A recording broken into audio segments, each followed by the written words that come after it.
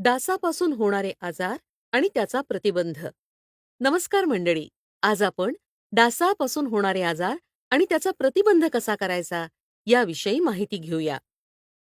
डासापासून आपल्याला हिवताप, हत्तीरोग, dengue, chikungunya, झिका या आजारांचा प्रसार होतो. हिवताप या आजाराचा प्रसार हा ॲनोफिलीस डासाच्या मादीपासून होतो. जगातील 40% लोकसंख्या ही या आजाराच्या प्रभावाखाली आहे. या आजारामुळे व्यक्तीचे तसेच देशाचे खूप मोठ्या प्रमाणात आर्थिक नुकसान होते. हत्तीरोग हा आजार क्युलेक्स आणि मेन्सोनिया या डासापासून होतो. या आजाराचे जगातील 1/3 रुग्ण हे भारतात आहेत.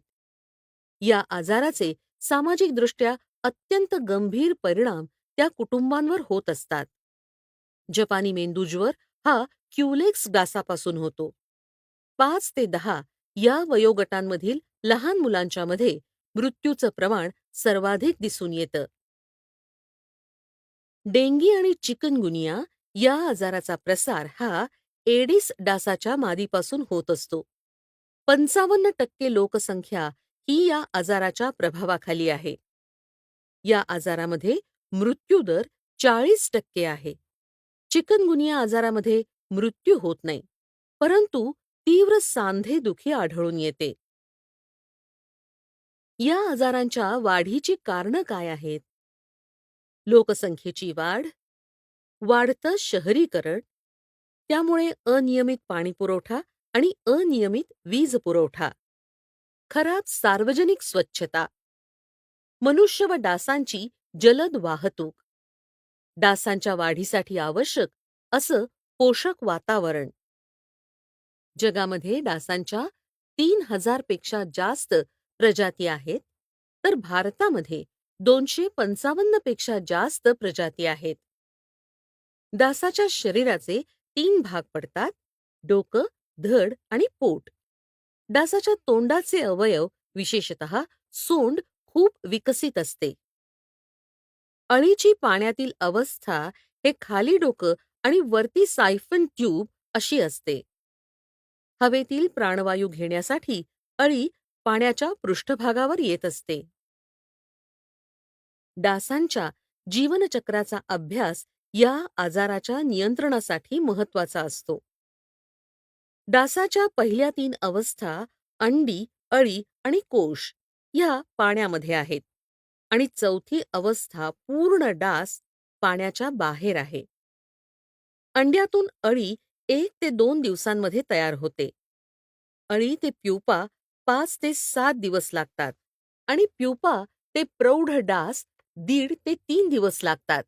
असे एकूण जीवनचक्रासाठी 8 ते 12 दिवस लागतात. डासांचं पूर्ण जीवनचक्र हे 22 ते 28 दिवसांचं असतं. या डासांचा नायनाट करण्यासाठी अळी नियंत्रण अत्यंत महत्वाचं आहे. प्रौढ डासांचा नायनाट करण्यासाठी किमती कीटकनाशकं लागतात. पाण्यातील अळ्या पकडणं डास पकडण्यापेक्षा खूप सोपं असतं. डासापेक्षा अळीला मारणं केव्हाही सोपं. हे कमी खर्चाचं नियंत्रण असून दिवसभरामध्ये केव्हाही करता येतं. यासाठी फक्त टॉर्चची आवश्यकता असते. डासांचं नियंत्रण करण्यासाठी डासांच्या सवयींचा अभ्यास करणं अत्यंत महत्वाचं असतं. एडिस आणि ॲनोफिलीस डासांची मादी स्वच्छ पाण्यामध्ये अंडी घालते, तर क्युलेक्स डास प्रदूषित पाण्यात अंडी घालतात. एडिस डास दिवसा चावतो, तर क्युलेक्स ॲनोफिलीस डास संध्याकाळी वा रात्री चावतात. ॲनोफिलीस डास चावल्यानंतर भिंतीवर विश्रांती घेतो, तर एडिस डास अंधाऱ्या खोलीत लोंबकळणाऱ्या वस्तूवर विश्रांती घेतो. या डासांच्या अळ्या कुठे वाढतात? शहरी आणि ग्रामीण भागामध्ये कुठे वाढतात ते पाहू. शहरी विभागात घरामध्ये खिडकीमध्ये ठेवलेल्या कुंड्यांच्या खाली पेट्री डिशमध्ये आढळतात. घरातील फ्रीजमध्ये खाली ट्रे असतो, त्यामध्ये, कूलरमध्ये, फुलदाणीमध्ये या अळ्यांची वाढ होत असते. तर झोपडपट्टी भागामध्ये पाण्याची भांडी तसंच पत्र्यावर आढळणाऱ्या निरुपयोगी साहित्यामध्ये पावसाळ्यात या अळ्या आढळून येतात. शहरी भागात परिसरामध्ये कारंजं, चालू बांधकामाची ठिकाणं, दलदलीची ठिकाणं इथे अळ्यांची वाढ होत असते. ग्रामीण भागामध्ये घरामध्ये जर आपण प्रवेश केला, तर पाणी साठवली जाणारी भांडी, कपडे धुण्यासाठीचे सिमेंटचे हौद, अंगणातील निरुपयोगी साहित्य, जुने पडलेले टायर्स, पाळीव प्राण्यांसाठी पाणी पिण्यासाठीची भांडी इत्यादी ठिकाणी या अळ्यांची वाढ होत असते. ग्रामीण भागातील परिसरामध्ये कॅनॉल असेल, नदी असेल, तर तिथे पाणी साठून तयार झालेल्या डबक्यांमध्ये, टायरमध्ये, झाडांच्या ढोली किंवा खोबणीमध्ये, तसंच आजूबाजूला पडलेल्या निरुपयोगी साहित्यामध्ये या डासांचं प्रजनन होतं. या डासांच्या अळ्या ओळखायच्या कशा? घरातील साठवलेल्या पाण्यामध्ये चांगल्या टॉर्चच्या सहाय्यानं अळ्या शोधाव्यात. अळ्या आढळून आलेलं दूषित पाणी जमिनीवर ओतावं. गटारात ओतू नये. गटारात पाणी ओतल्यानंतर त्यात अळ्या जिवंत राहतात.